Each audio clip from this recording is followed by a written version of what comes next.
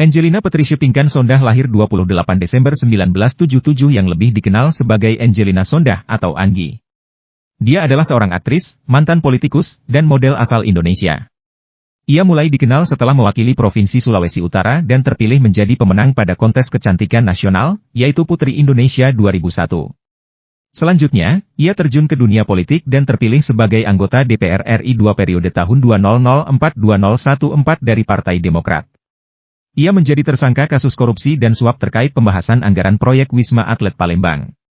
Pada tahun 2012, ia menjadi tersangka kasus suap Wisma Atlet SEA Games yang melibatkan sejumlah politisi Indonesia lainnya. Setelah 12 tahun di penjara sekarang dia menghirup udara bebas. Di dalam tahanan dia getol mempelajari Al-Quran sehari-harinya, sampai dia bisa menghafal Al-Quran sebanyak 15 juz. Wow, sangat inspiratif, padahal dia sebelum menikah dengan aktor dan politikus terkenal Adjie Massaid. Anggi adalah seorang Nasrani, dan logikanya setelah terkena kasus suap di KPK dia tetap pada keimanannya yaitu Islam. Nah, kita akan menyaksikan pengalaman dan perasaannya saat di lapas untuk mempelajari Al-Quran. Yang lebih menariknya lagi adalah, dia bicara di podcast orang yang telah menangkapnya dahulu yaitu Novel Baswedan sebagai penyelidik KPK dan Bambang Wijoyanto sebagai wakil ketua KPK saat itu. Nah, makin menarik aja kan? Sebaiknya Anda tonton sampai habis karena banyak cerita menarik dan inspiratif dari ketiga orang tersebut. Mari kita saksikan.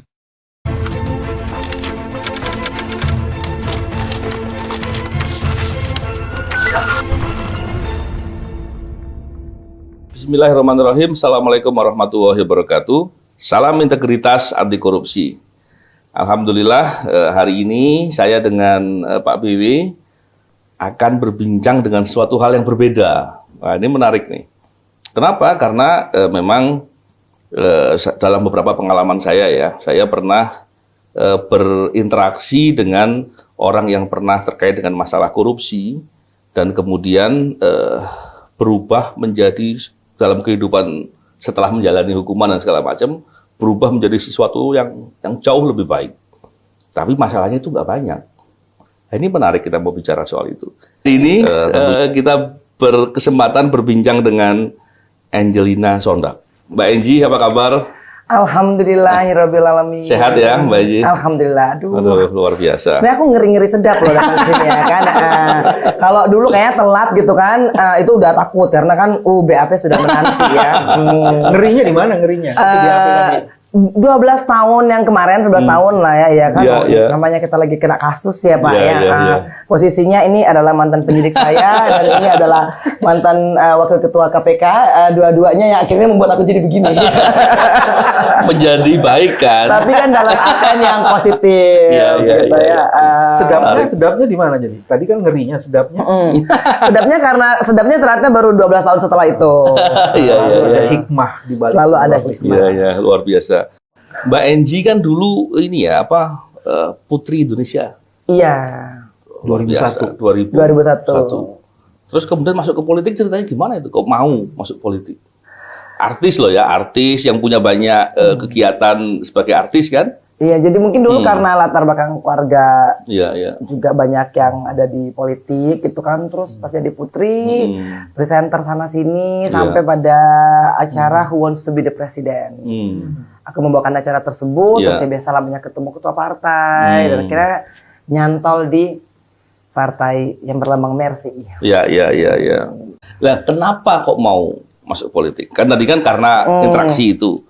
Ditimbang-timbang apa sih membuat kemudian oke lah ini beralih deh.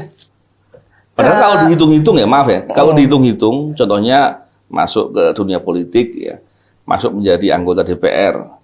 Apakah karena gajinya atau karena apanya? Itu yang ditimbang apa ya, Mbak Edi? Jadi sebenarnya kan pasti mau punya mimpi.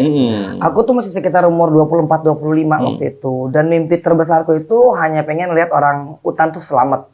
Oh, luar biasa. Nah, jadi emang itu orang hutan di mana? Pernah sempat Kalimantan. Kalimantan ya. Kalimantan dan Sumatera. Jadi Kalimantan orang hutan, Sumatera orang hutan tuh masih punya habitatnya. Iya. Nah, aku banyak masuk ke dalam komunitas lingkungan hidup.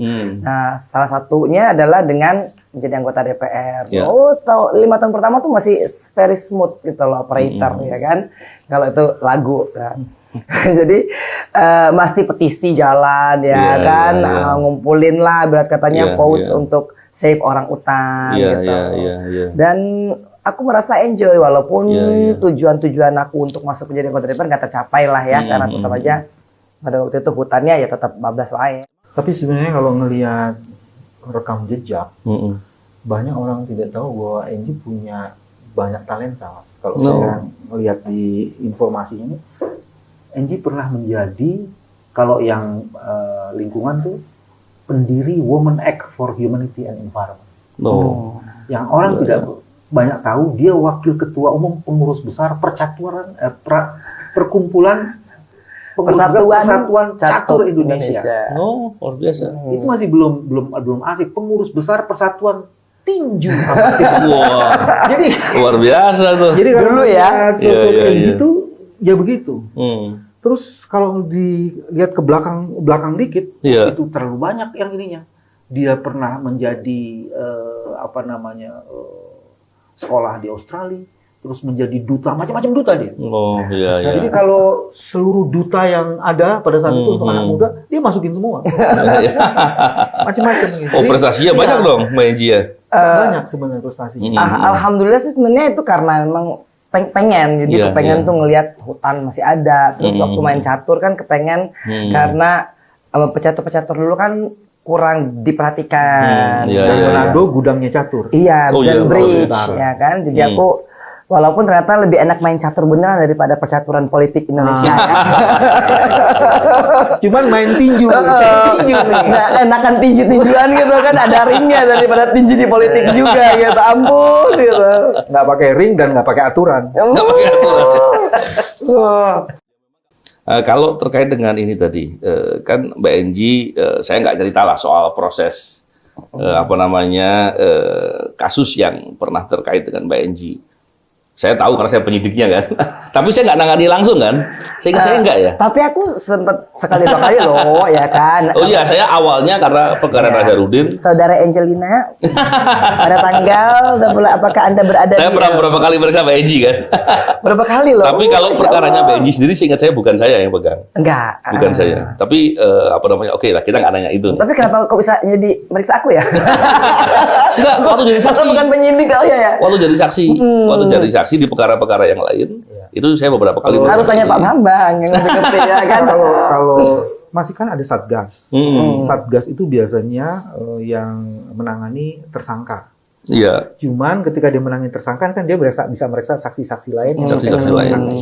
Yang ada kaitan. Diduga Novel memeriksa saksi Enji pada saat itu jadi saksi. Iya. Cuman yang saya ingin tanya, seberapa cool seorang yang namanya Novel Baswedan ketika bertanya. Lu malah saya yang ditanya. Itu asiknya gitu. Iya. Masalahnya kalau masalah cool atau enggak cool, posisinya kan udah terperiksa. Jadi semuanya terlihatnya serem. Apa impresi seorang Enji ngelihat Novel Baswedan? Yang pertama impresi soal gedung itu. Itu masih udah di Gedung Merah Putih belum? Belum. Siapapun yang ke situ tuh belum masuk juga pasti udah pengen. Iya kan, namanya terkencing-kencing. Nah, tapi nggak tahu sekarang ya, gitu kan. Itu kan zamannya aku dulu. Saya itu, Pak, kalau meriksa orang, pasti saya akan dorong untuk jujur, bicara apa adanya. Dan memang saya paham lah, di kasus korupsi, apalagi berjejaring, itu untuk jujur nggak mudah. Mari kita periksa, betul nggak begitu? Ini jadinya 12 tahun yang kemarin. Mari kita Itu seru. Itu klaimnya Novel. Boleh itu kok dijawab sama Enji itu. Itu ceritanya gimana tuh? Kalau waktu itu jujur semuanya, emang ada ancaman apa seperti apa tuh? Kadang-kadang kita nggak tahu nih, masalahnya kalau aku jujur, Bapak nggak percaya saya jujur, jadi susah ya. Iya. Karena kan apa yang udah terbentuk itu kan terlalu dalam gitu. Jadi kalau aku pada waktu itu ngelihat Pak Novel kan, rasa-rasanya tuh ya pengen gini, ya udahlah Bapak tanya Bapak isi sendiri lah, ceritanya juga udah Bapak tahu ya kan, udah nggak perlu saya lagi. Apa lu mau, suka-suka lu lah gitu. Iyalah, udah seperti itu, maksudnya mentalnya pada waktu itu udah seperti itu gitu. Dari sini saya baru tahu kenapa ketika seseorang menawarkan bantuan, dia jatuh dalam pelukan. Saya logik ini. Enggak, saya lagi. Enggak, ini kamu kenyamanan. Nanti bisa kegeeran ya. Tapi dulu. Saya lagi membayangkan. Enggak, ini kan pelajaran bagi saya. Ini bukan saya mau mengeksploitasi. Enggak, ini pelajaran. Tapi sampai semuanya ketawa loh ya. Ini hebat loh. Ini pasti ratingnya bagus nih ya kan. Tapi gini lah. Kita nggak ngomongin itu, kita lewat dulu yang lain dulu. Biar nggak terus ngomong yang lain gitu ya. Gini Mbak Enji kan kemudian ketika dalam proses menjalani hukuman, Mbak Enji saya dengar katanya banyak perubahan apakah ada pelajaran spiritual apa segala macam, bahkan sampai kalau nggak salah sampai bisa ngafalin Quran sampai 15 juz seperti apa ya? Nah, saya pengen tahu deh ceritanya prosesnya itu. Bagaimana prosesnya, mulainya tuh karena apa gitu kan? Kan ada seperti titik balik dan lain-lain. Nah itu cerita itu barangkali bisa menarik untuk bisa jadi teladan, jadi pembelajaran lah. Inspirasi. Jadi inspirasi. Jadi, awalnya kan Pak Novel nih tadi bilangnya aku jujur banget loh. Iya dong. Ya, sekarang ya. Karena aku benci sama Pak Novel sama Bambang waktu itu. Hukum aku udah 2 tahun, bener-bener gitu. Itu awal mulanya kenal Allah Subhanahu Wa Taala. Ya kan maksud aku. Tapi doain jelek gak ya? Berdua. Ya, artinya kan aku ya namanya manusia ketika aku merasa bahwa ya Allah kok aku ingin mengatakan yang sebenarnya tapi kok rasanya ruangnya nggak ada gitu. Dan ternyata enakan sama Allah gitu. Aku modalnya cuma sejadah, air wudhu, ya kan, terus nyamuk kena gitu. Aku cerita apa aja dan nggak pernah ada judgement yang aku rasakan gitu. Dan aku merasa sangat nyaman menemukan nur, artinya menemukan cahaya di mana aku tuh bisa menjadi Angelina Sondak apa adanya kan.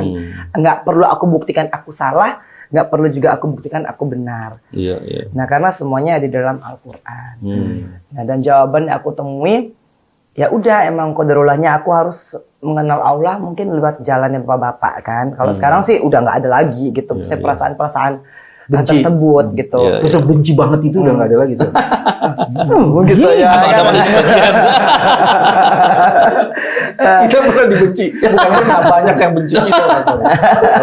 Banyak lah pasti ya kan. Dosa-dosa hambamu ini ya Allah. Nah jadi pada titik itu aku menulis loh nama-nama, maksudnya yang aku rasa bahwa kok sebegininya sih gitu kan. Nama-nama yang dibenci maksudnya. Tapi yang tadi adiknya enggak loh ya. Pokoknya semuanya itu aku tulis untuk merangkai bahwa ternyata perjalanan hidup orang untuk menemukan Allah itu kan bisa melalui orang-orang yang mungkin kita benci awalnya. Gitu. Karena kan yang pahit itu nggak selalu pahit. Nah jadi ketika apalagi hukumannya pas almarhum Artijo 12 tahun. Nah, itu kan aku benar-benar shock lah gitu. Dan shock yang terlebih mendalam itu karena aku ngeliat anakku. Nah, dan anakku nggak ada yang jaga gitu kan. Aku ngerasa bahwa ke siapa lagi aku harus menitipkan Kiano sama Opa pada waktu itu kan masih di Manado. Jadi kan aku merasa kok aku yang begini kok Kiano yang nanggung. Dia pindah dari ustadz satu ke ustadz lain, ke kiai satu ke kiai lain gitu kan. Sampai akhirnya ayahku pensiun, terus baliklah ke Jakarta kan. Akhirnya Kiano baru bisa merasakan rumah yang ada, ya yang ada makan siangnya, yang ada makan malamnya gitu. Ada wujud orangnya kan. Nah, jadi di situ akhirnya aku menitipkan, aku merasa bahwa ya udah aku ke aula aja. Atau juga aku, kalaupun aku di luar, aku nggak kena kasus. Pertanyaannya kan apakah aku bisa menjaga Kiano seperti Allah menjaga Kiano? Ya, luar biasa itu. Nah, dan ternyata akhirnya kan aku ini nggak ada apa-apanya. Nah, mulailah aku mempelajari dari aku nggak pinter. Pertama-tamanya aku menjadi mualaf karena aku ikut Mas Aji. Dan aku nggak bisa Al-Fatihah, aku nggak bisa Iqra, aku nggak ngafal apa-apa. Jadi modalnya cuma bacaan kertas. Nah, dan aku ditugasi oleh ustadku untuk mendalami Al-Fatihah dulu. Dan Mbak Inji nggak usah kemana-mana. Pokoknya Al-Fatihah aja. Jadi ketika Allahu Akbar ya Allahu Akbar. Jangan terlalu banyak memuji orang lebih daripada pujian kepada Allah. Mbak Inji udah bisa kan? Dia udah punya pengalaman kan memuji manusia itu terlalu lebih. Nah tapi kan harusnya yang kita puji adalah pencipta daripada si manusia itu. Nah kita terlalu mengagungkan manusia. Mau presiden, mau apa gitu kan, itu juga ciptaannya Allah. Kenapa nggak ke Allah aja? Nah dari situlah akhirnya aku belajar. Tapi sebenarnya aku nggak punya niatan spesifik untuk belajar menghafal itu. Karena mungkin di dalam kita setiap sholat subuh itu bacaannya Al-Waqiah disambung dengan Ar-Rahman gitu. Nah, tiba-tiba sebulan kok ngalir. Gitu loh, kok aku bisa hafal ya. Nah, hataman setiap hari. Kita hataman setiap hari. Karena kan kita punya 5 kelompok di masjid, kelompok kamar, kelompok blok ya.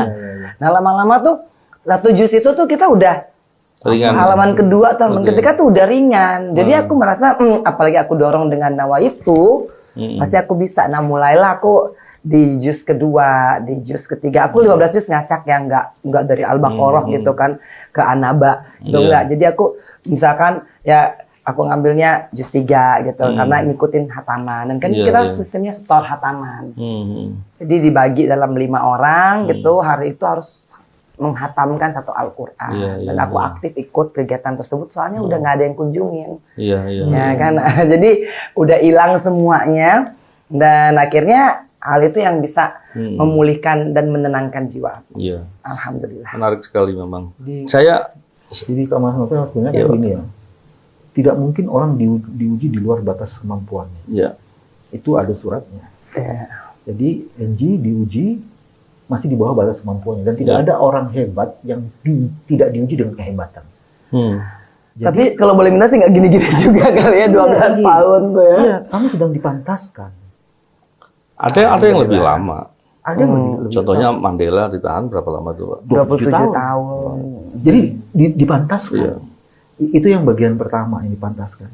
Terus kadang-kadang kita berpikir ala manusia seolah-olah kamu tidak ada yang ngurus, opa tidak ada yang ngurus. Nah tadi kalau kita percaya pencipta itu bisa melakukan sesuatu, pastilah ketika dia sedang menguji seseorang, dia urus yang lainnya. Iya, betul. Itu janjinya Allah. Iya, itu janjinya. Karena gini loh Mbak Egi, maaf Pak, saya potong. Orang kebanyakan, ini saya karena pernah berinteraksi, nanti saya akan cerita dua cerita orang yang sedang pernah mengalami di suatu kasus korupsi, dan kemudian dia bercerita ke saya. Orang itu kebanyakan kan berpikir tentang bagaimana suksesnya di dunia. Dia lupa bahwa ada suatu nilai yang dia bangun, nama baik yang dia bangun untuk di dunia, itu kan beda lagi itu soal. Ditambah lagi bagaimana amal ibadah dia untuk pertanggungjawaban hidup setelah mati, kan itu Pak. Itu suatu hal luar biasa. Saya pernah berbicara, sama seperti Mbak Enji katakan tadi. Saya pernah berbicara dengan senior saya nih Pak. Kebetulan saya meriksa dulu. Kasusnya korupsi. Bukan Mas Broto, bukan? Bukan. Itu junior saya, Pak. Junior. Ini senior. Astagfirullahaladzim. Harus 100 kali itu astagfirullahnya. Dan kebetulan waktu itu saya meriksa kasusnya dan saya beritahu ke beliau. Jujur apa adanya, kembalikan uang yang pernah dia terima segala macam. Dan dia lakukan. Dan kemudian dia singkat cerita sampai kemudian di masa persidangan dan menjalani hukuman di lembaga pemasyarakatan. Setelah itu saya bertemu lagi di kondisi beliau sudah di lembaga pemasyarakatan. Beliau bilang begini sama saya, karena dia senior jauh, dan dia sudah jenderal waktu itu, tapi sudah purnawirawan. Dia panggil, Novel. Dia bilang, kamu tahu nggak? Sekarang saya bisa belajar arti hidup. Coba, dia bilang. Padahal beliau pernah menjadi pejabat-pejabat yang levelnya pejabat tinggi negara. Pejabat tinggi negara, dan beberapa kali, nggak sekali. Aku kayaknya tahu dia orang itu.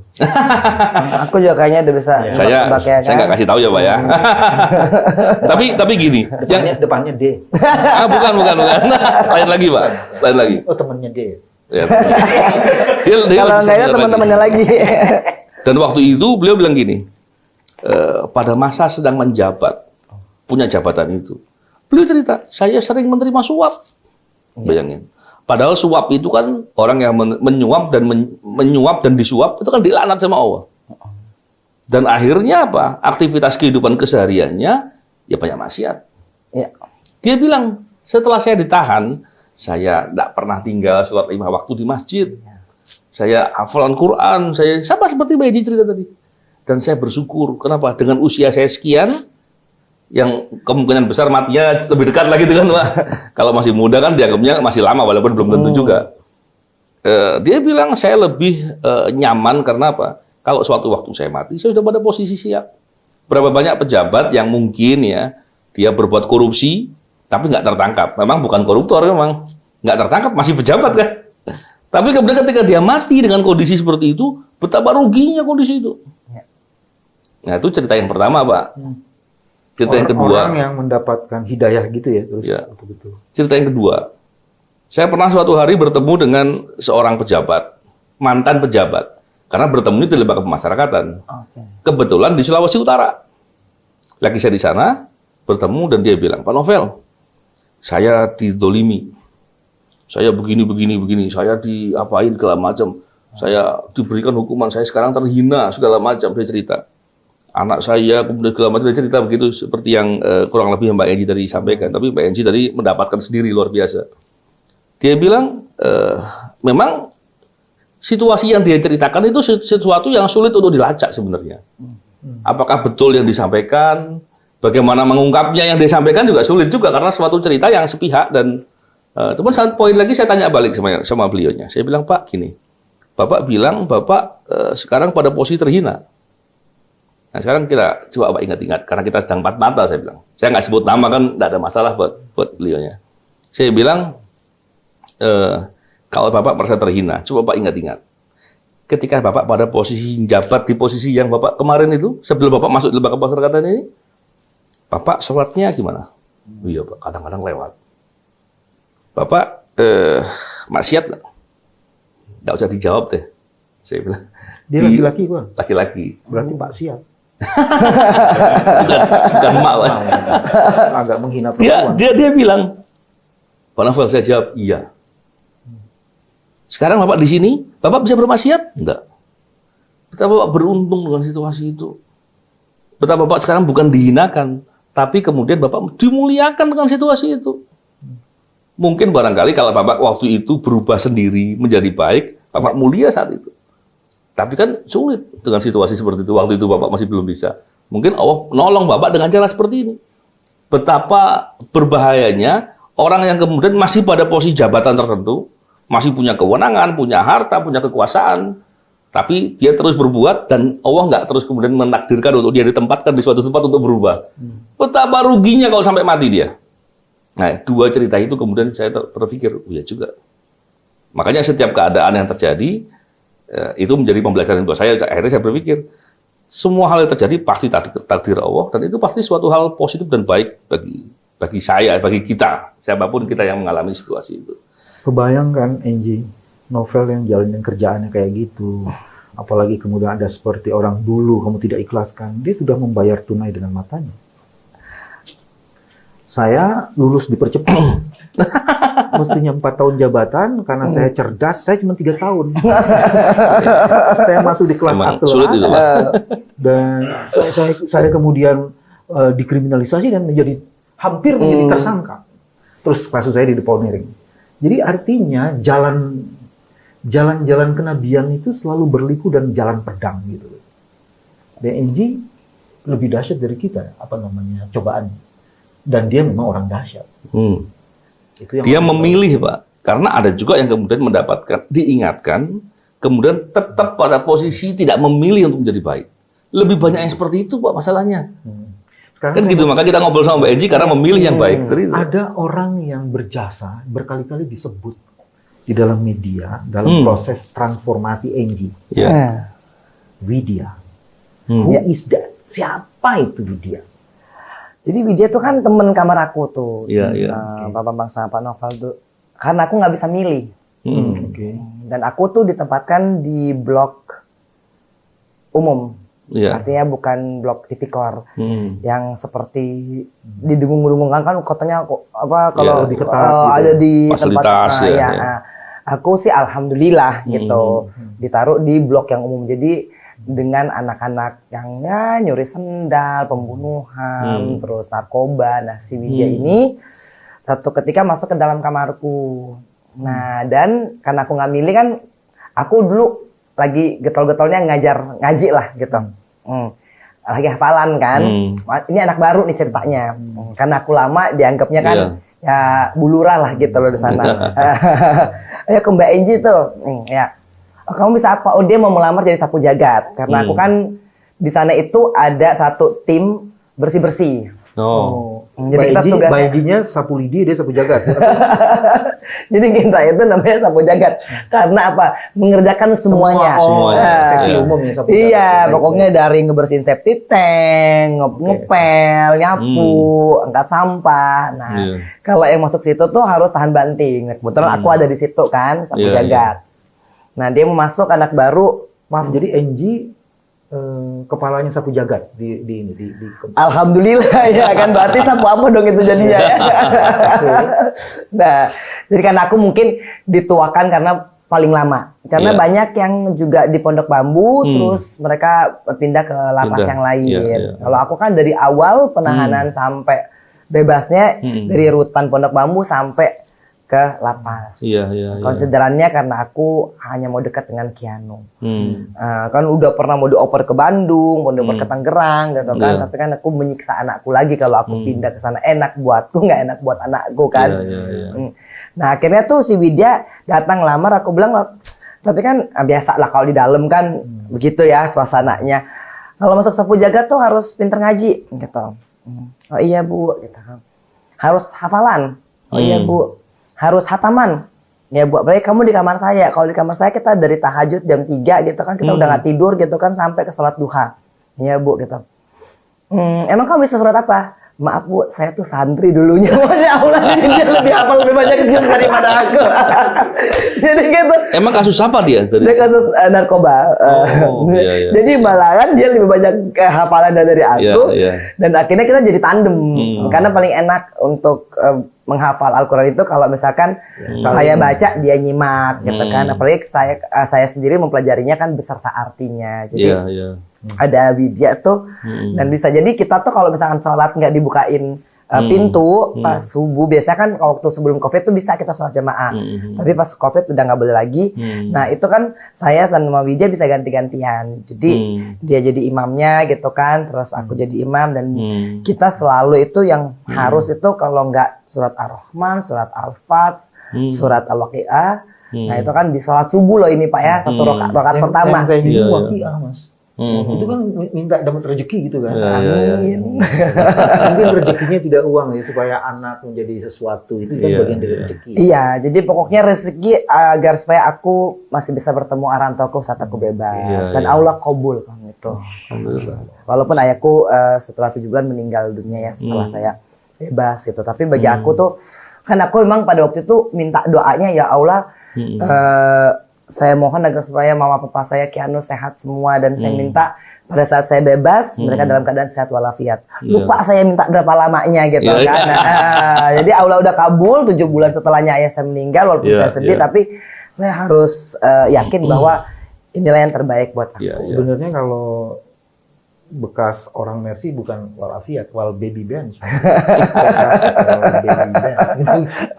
Nanti orang itunya denger ya kan. Wal baby bench kan gak nyebut sesuatu. Aduh. Tapi ada yang menarik gini loh Mas.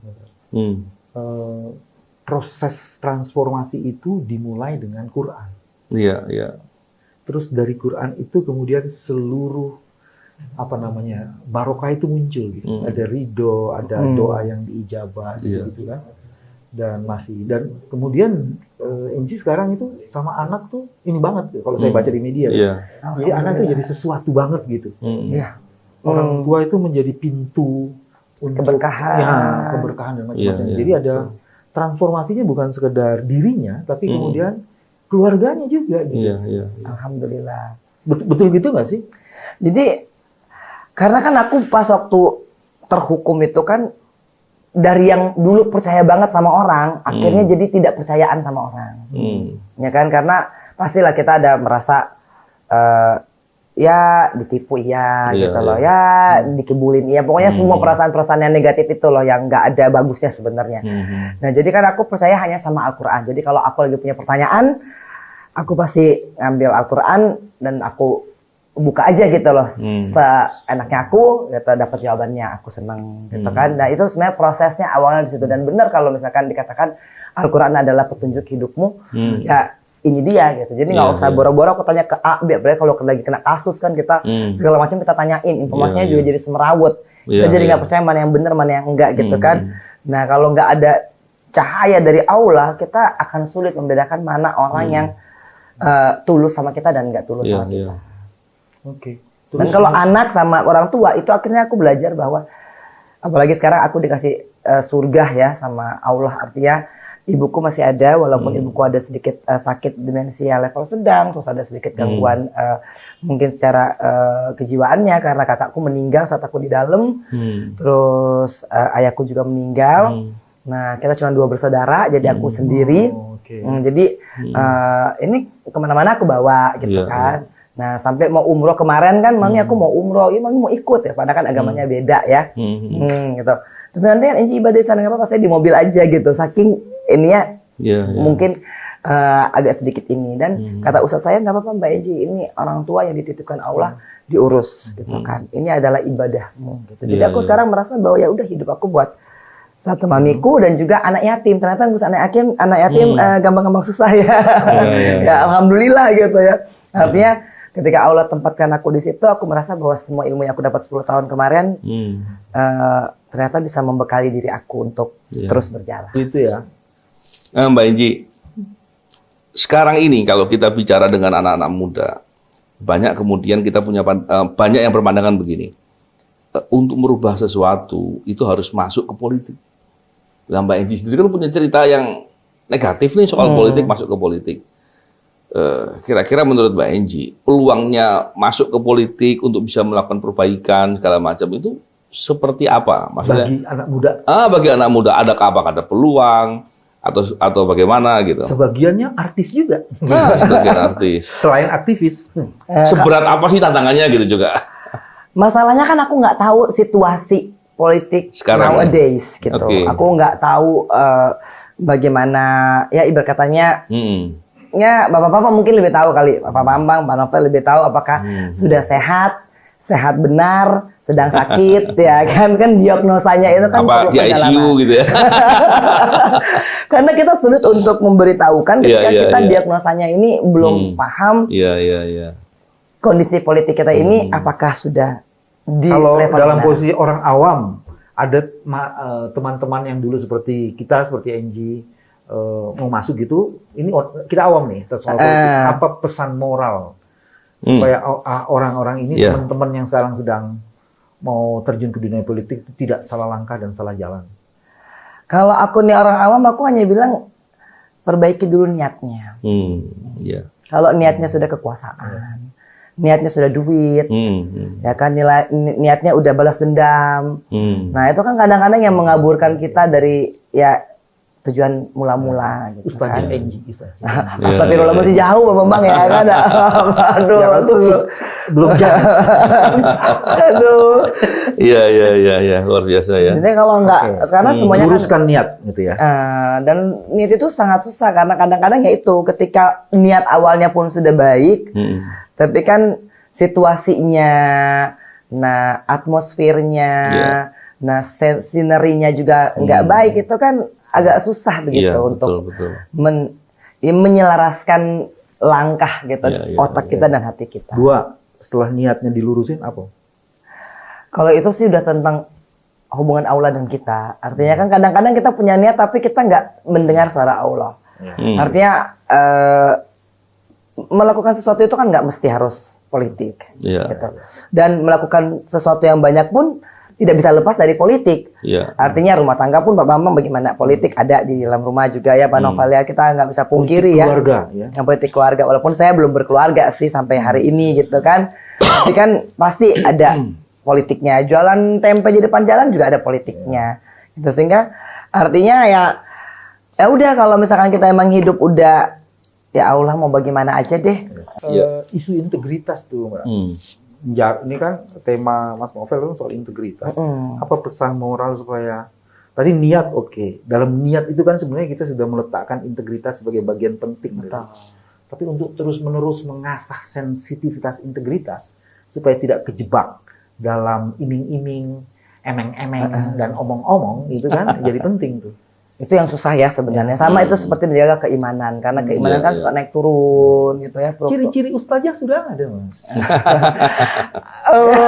Jadi susah ngomong kan. Nah, begitu pula dengan menjaga integritas. Kadang-kadang kita bertemu dengan orang yang dalam frekuensi yang sama itu bisa membantu. Yang seperti saya katakan tadi di awal kan saya 5 tahun tuh nyaris ngurusin orang utan tuh lebih enak daripada ngurusin orang-orangan. Ya kan ternyata aku ngurusin orang utan tuh nggak pernah ada masalah. Masuk keluar hutan Sulawesi, Sumatera, Kalimantan. Dan tiba-tiba ketika aku mulai yang dalam pikiranku menambah, oke, satu batu loncatan lagi ngurusin orang nih gitu. Nah ternyata di situ justru di luar prediksi saya. Karena kan ayah saya seorang mantan rektor yang selalu tuh, Enji pokoknya kamu harus begini, integritas tuh nomor 1, gitu kan. Dan akhirnya aku kena di situ. Nah sehingga ayahku mengatakan kan bahwa ya udah kalau jadi anak tuh dengar-dengaran sedikit lah, ya kan. Mungkin ketika kita udah ada di sini, kita lupa gitu loh bahwa ada orang tua yang selalu ngingetin. Oke, terima kasih Pak Bibi, Mbak Enji. Sekali lagi semoga ini menjadi kebaikan dan tentunya kita berharap kita semua bisa menjaga integritas untuk terus istiqomah untuk berbuat kebaikan. Amin. Salam integritas anti korupsi. Assalamualaikum warahmatullahi wabarakatuh.